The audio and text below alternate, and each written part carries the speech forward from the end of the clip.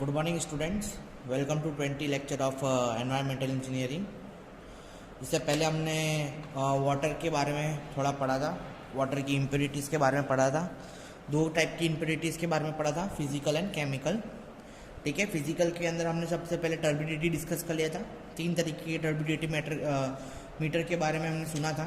उसमें से jar test वाला मैंने टर्बिडिटी रॉड वाला मीटर का बारे में समझाया था। फिर जैक्सन टर्बिडिटी मीटर भी होता है और नेफ्लो मीटर भी होता है। ठीक है, 2 तरीके के मीटर और होते हैं। जैक्सन टर्बिडिटी जो मीटर है वो आपको यूज़ होता है कहाँ पे? जैक्सन टर्बिडिटी मीटर आपको लैब में यूज़ होता है। ठीक है, अगर जो टर्बिडिटी है वो 50 ppm से ज़्यादा है तो हम क्या यूज़ करेंगे? जैक्सन टर्बिडिटी मीटर यूज़ करेंगे। एक स्टैंड होता है, ठीक है, मेटल का स्टैंड होता है, उसके नीचे एक फ्लेम डली हुई होती है। देखिए, मैं आपको एक इमेज दिखाता हूँ। देखिए, इस तरीके की जो इमेज होती है, ठीक है, मेटल स्टैंड होता है। मेटल स्टैंड के ऊपर ट्यूब रेजिस्टिंग स्टैंड होता है, जिसके ऊपर ट्यूब लगा हुआ होता है।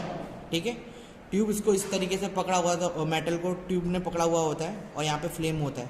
ठीक है, यहाँ पे लाइट से, तो ये फ्लेम क्या होता है? तो यहाँ पे फ्लेम दिया हुआ होता है और यहाँ पे बल्ब भी लगा के रख सकते हैं हम लोग। ठीक है, इस साइड हमको सिर्फ लाइट एमिशन कितना हो रहा है वो देखना है इसके अंदर। अब ये ट्यूब के अंदर हम क्या करेंगे? पानी भरेंगे। ठीक है, पानी भरेंगे कब तक? जब तक ये जो ट्यूब है या ये बल्ब है वो सीज ना हो जाए, यानी छुप ना जाए, मतलब हमको दिखना बंद ना हो जाए तब तक। ठीक है, और फिर उसके हिसाब से उसकी जो हाइट ऑफ द कॉलम है अपन मेजर करेंगे कि भाई कितने पानी ऊपर भरते हैं तब तक अपना जो ये ट्यूब है वो छुपता है। अगर वो हाइट का जो पार्ट है, लाइट का पार्ट है, वो 21.5 सेंटीमीटर जितना आता है, तो जो करस्पॉन्ड रहता है कितना है, जैसे कि मैं आपको बताऊं, वो ट्यूब का ये जो मैं आपको अभी करा रहा हूँ उसका नाम है जैक्सन टर्बिडिटी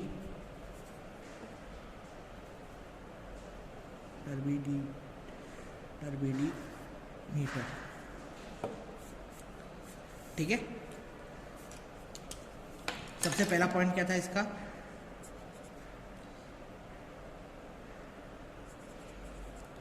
मेजर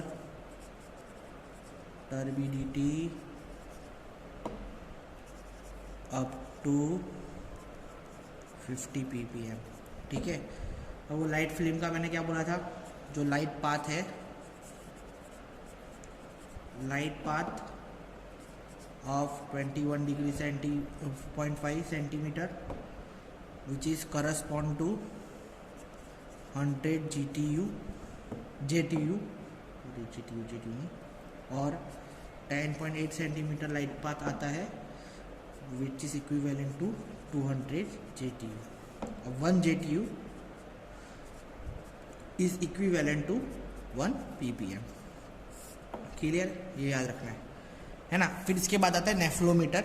तीसरा जो है हमारा, वो नेफ्लोमीटर क्या होता है भाई? कि नेफ्लोमीटर के अंदर कमर्शियल टर्बिडिटी मीटर रहता है। ठीक है, लाइट इंटेंसिटी उसकी जो मेज़र की जाती है राइट एंगल से, इंसिडेंट रे और कॉन्ट्रैक्ट्स की जाती है उसके अंदर, टर्बिडिटी मीटर के अंदर। तो लाइट इंटेंसिटी है वो मेज़र की जाती है after same passes straight through the turbidity water. जो लाइट है उसको पास की जाती है राइट एंगल के थ्रू, और उसकी जो लाइट है वो मेज़र की जाती है।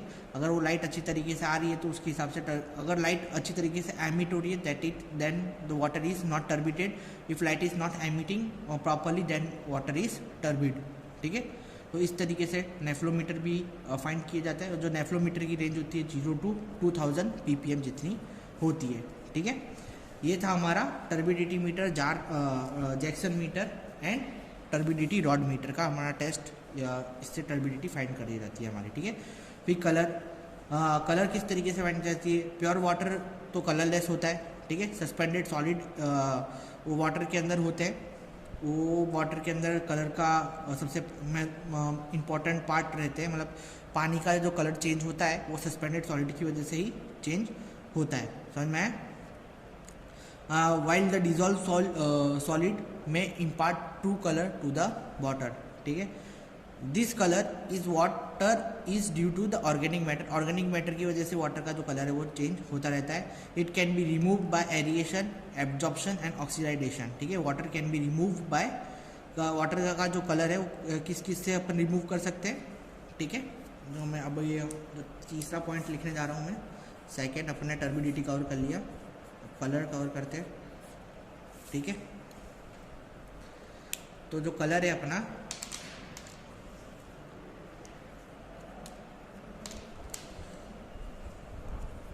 सबसे पहला पॉइंट है प्योर वाटर कलरलेस होता है, ठीक है, ठीक है। सेकेंड पॉइंट क्या था, presence of suspended solid responsible for colour change, ठीक है। फिर नेक्स्ट पॉइंट क्या था कि भाई ऑर्गेनिक मैटर भी जो प्रोडक्शन ऑफ इंडस्ट्रियल वेस्ट वगैरह है, पेपर प्रोडक्शन है, टेक्सटाइल डाइंग, ये सब कलर के अंदर मिलता है और कलर चेंज हो जाता है, पानी के अंदर मिलता है और कलर चेंज हो जाता है, ठीक है। अब ये जो चीज़ है colour can be removed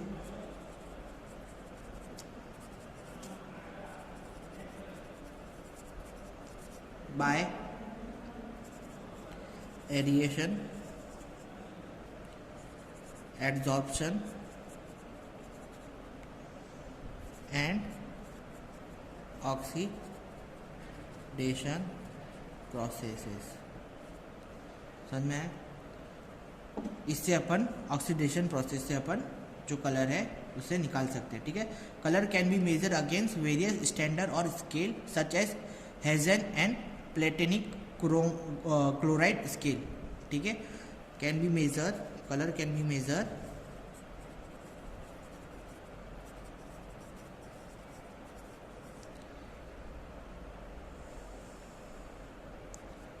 by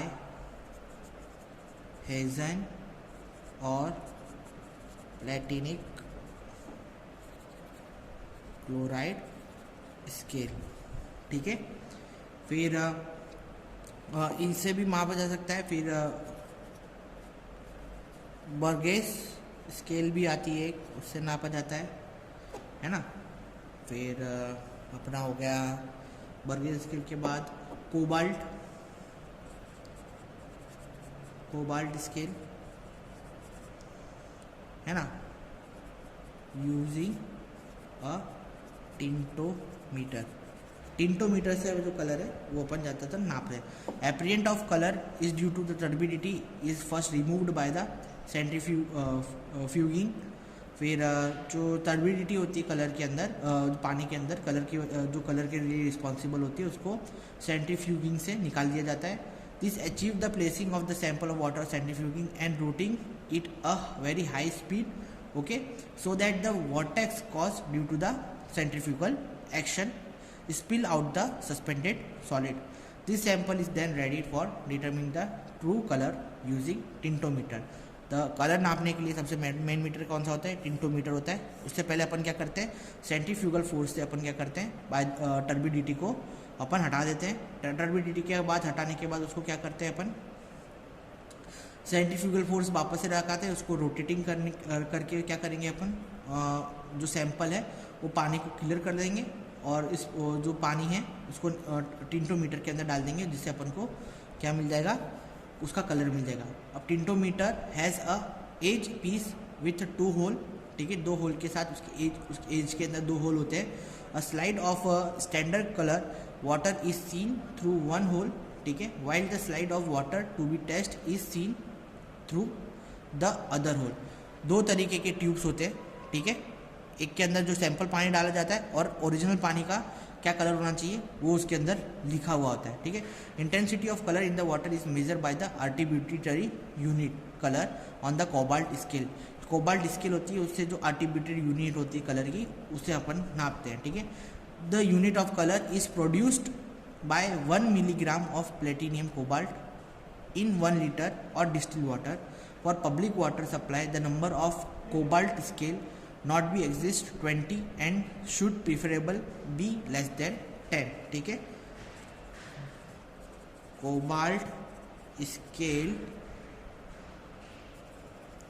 should not exceeds 20 and preferably less than 10 होना चाहिए। ठीक है, ये हो गया अपना कलर। क्लियर है। इसके बाद आता है अपना ऑर्डर एंड टेस्ट।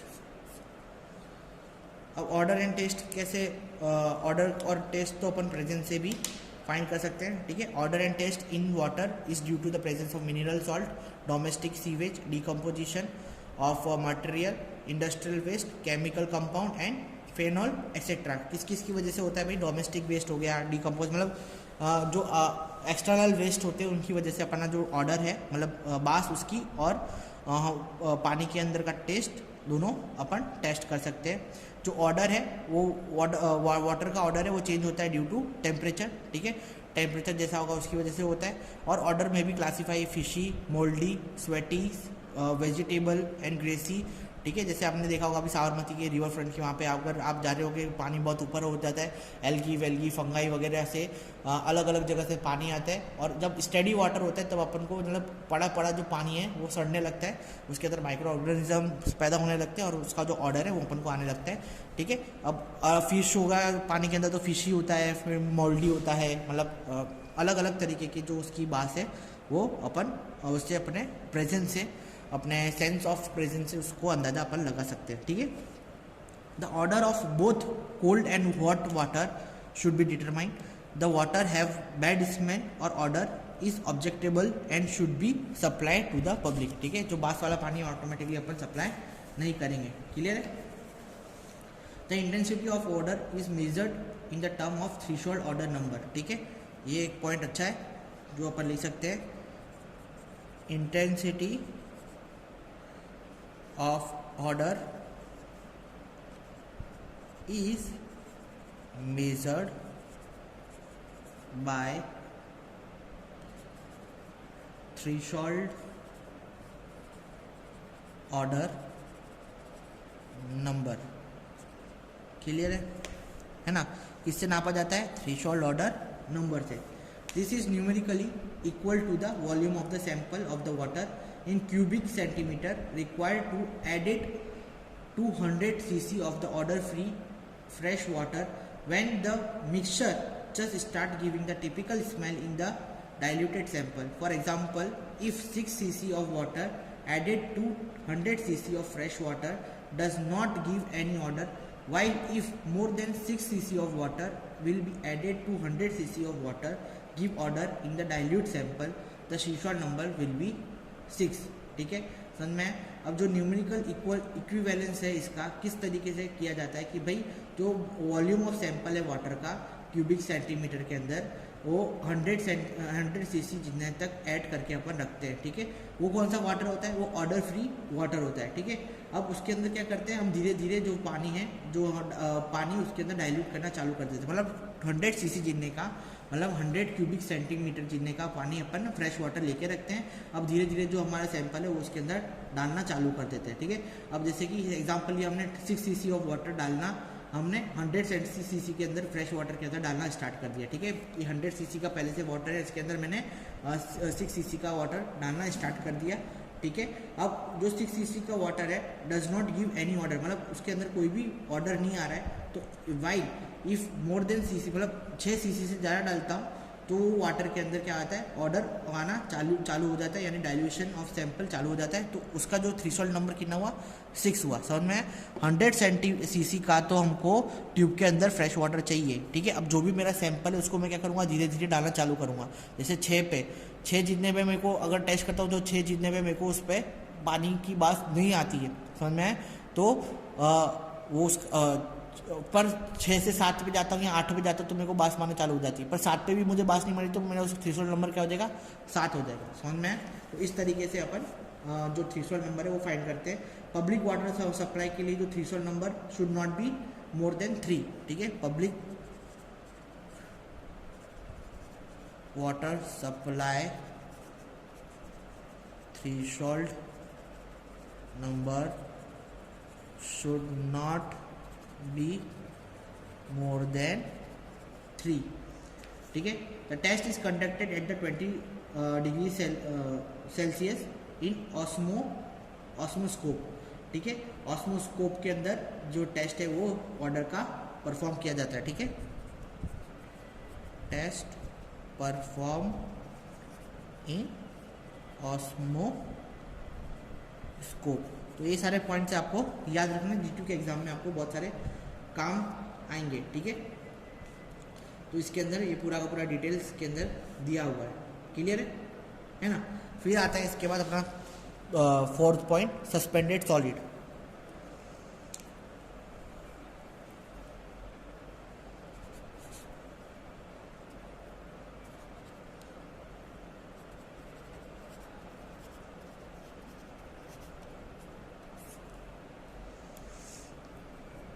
और suspended solid are inorganic particles, ठीक है। इनऑर्गेनिक पार्टिकल्स होते हैं एंड ऑर्गेनिक पार्टिकल, दोनों पार्टिकल्स अगर पानी के अंदर प्रेजेंट है तो वो सस्पेंडेड सॉलिड है, ठीक है।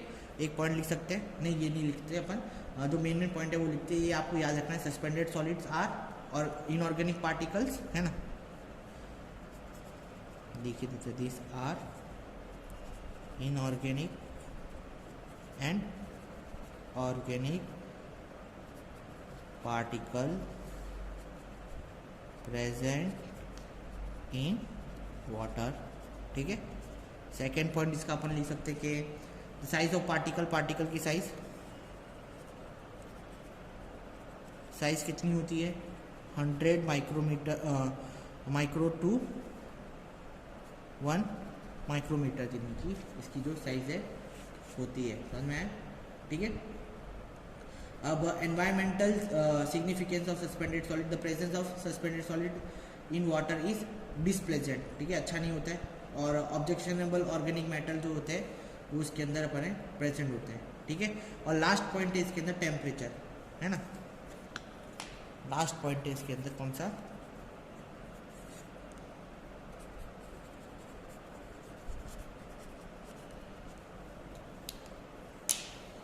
अब टेम्परेचर क्या होता है भाई, तो टेम्परेचर है ना अपना, मतलब it is one of the important parameter of the natural surface water system, ठीक है। Shallow water bodies are affected by the ambient temperature while discharge of thermal power waste water which is too hot may be flora and fauna, ये दो तरीके के particles है तो thermal power waste के वहाँ से निकलते हैं, जिसका नाम है फ्लोरा एंड फ्लोना, ठीक है। And biological activities increase with increase in temperature, ठीक है। क्या होता है कि गरम गरम पानी आप डालते हो उसके अंदर, फिर वो ठंडा होता है तो उसके अंदर क्या होता है कि माइक्रो ऑर्गेनिज्म का पैदा होना बहुत ज़्यादा जल्दी स्टार्ट हो जाता है, जिसकी वजह से वेस्ट जो है हमारा जल्दी खराब होना चालू हो जाता है, ठीक है। The temperature of water supply of domestical use ये should be 10 degree Celsius to 20 degree Celsius तक उसका जो पानी होता है उतना होना चाहिए। Temperature higher than 20 degree Celsius is objectionable, मतलब 20 डिग्री सेल्सियस से ज़्यादा अगर आप पानी का टेम्परेचर है तो वो ऑब्जेक्शनेबल हो जाता है, ठीक है। Density of water is maximum 4 degree Celsius जितनी होनी चाहिए, ठीक है। वाटर सप्लाई ये वाला एक जो पॉइंट है वो यहाँ पे अपन लिख सकते हैं, याद रखने जैसा है। Water supply for domestic use should be 10 degree Celsius to 20 degree Celsius, याद रखना है, ठीक है। अब केमिकल प्रॉपर्टीज पे आ जाते हैं।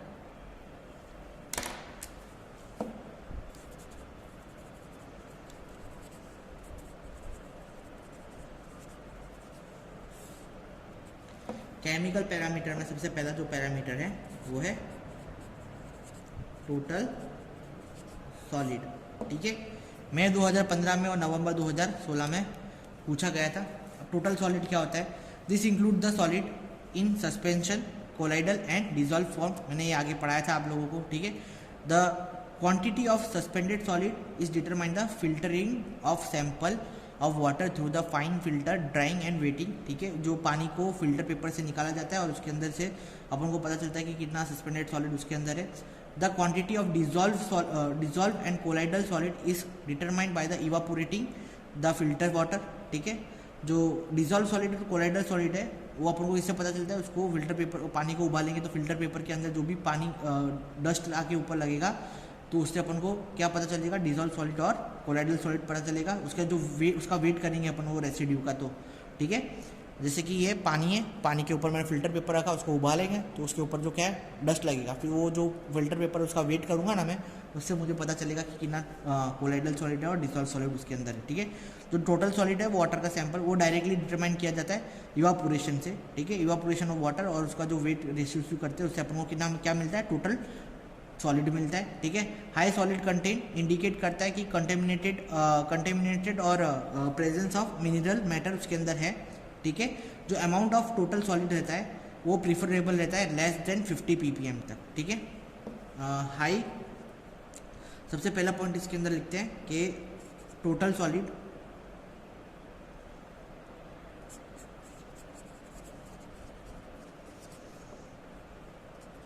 इन अ water sample can be directly determined by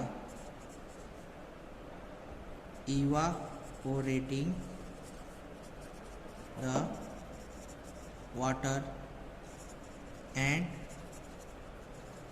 weighting the residue।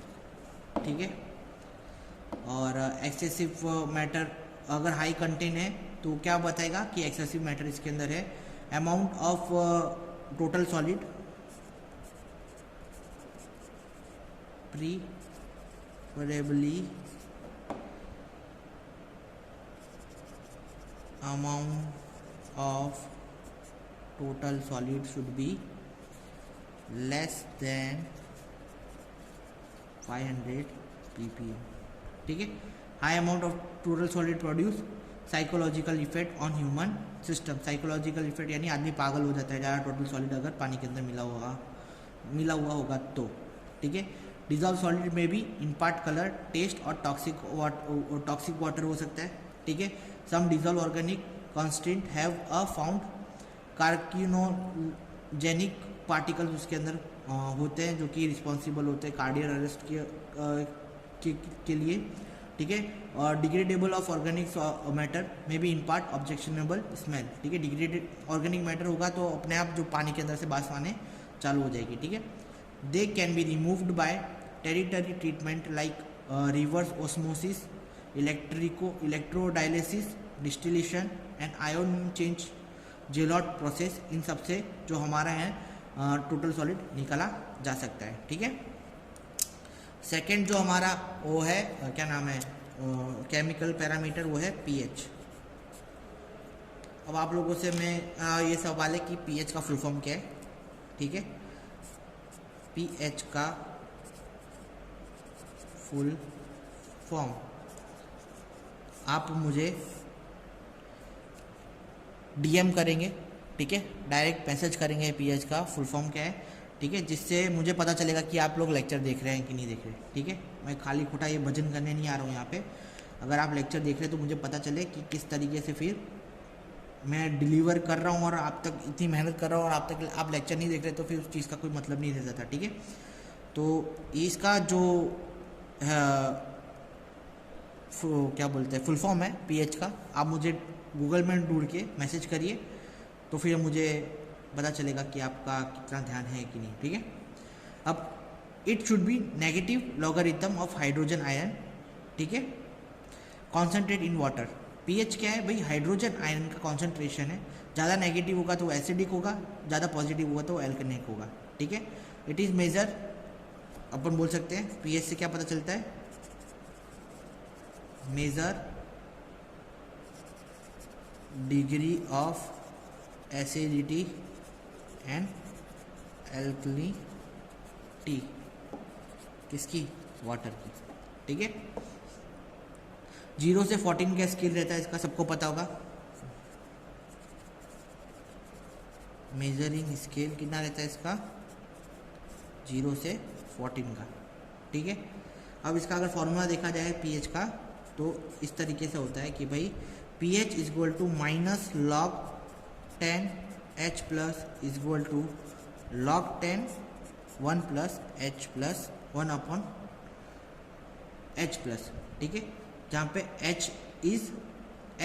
H plus iron is concentrated is equal to 10⁻⁻7, ठीक है। सपोज अगर 10⁻⁻7 लिया अपन ने, तो जो 10⁻⁻7 लेंगे अपन फॉर न्यूट्रलाइजेशन करने के लिए, तो 10 आयन ट्रेशन के अगर -7 लेते हैं तो pH is equal to log 10 1 upon 10⁻⁻7, ठीक है, जो कि अपन को क्या आएगा log 10, ठीक है, माइनस में है तो अपन क्या कर सकते हैं, इसको ऐसा लिख सकते हैं प्लस में, तो जो कि इसकी वैल्यू आएगी 7 अपन को, समझ में आया। अब इसकी वैल्यू 7 है, यानी pH वैल्यू इस न्यूट्रल इज 7, तो जो pH की वैल्यू रहती है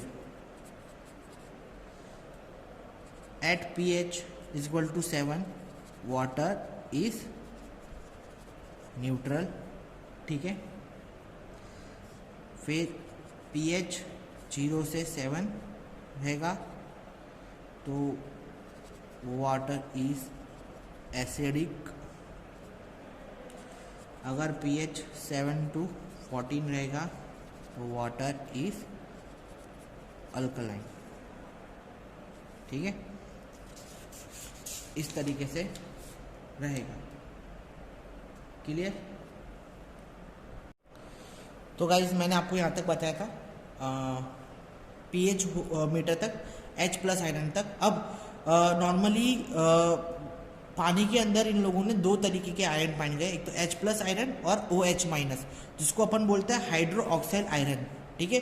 हाइड्रो ऑक्साइड आयरन उसको OH माइनस से अपन डिनोट करते हैं। अब इन लोगों ने ऐसा बोला गया है कि H plus iron plus hydro oxide iron को मिला के 10⁻⁻14 होता है, कब 21 डिग्री सेल्सियस पर, तब वो लाइक पानी पीने लायक होता है, ठीक है। तो इस तरीके का जो फॉर्मूला अपन को देखने के लिए मिलेगा कि pH plus POH is equal to 14 होता है, तो वो पानी प्योर रहेगा पीने के लिए। किस तरीके से और OH को कैसे अपन फाइंड कर सकते हैं, तो POH इज इक्वल टू, जैसे इसका फॉर्मूला वैसे इसका भी फॉर्मूला है, log 10 OH is equal to log 10 1/0H, ठीक है। दो तरीके से जो एसिड क्या बोलते हैं pH है वो अपन फाइंड कर सकते हैं, एक तो कलर मैट्रिक मेथड से और इलेक्ट्रोमेट्रिक मेथड से। कलर से जो कलर चेंज होगा तो अपन को पता चल जाएगा कि वो एसिडिक है या बेस है।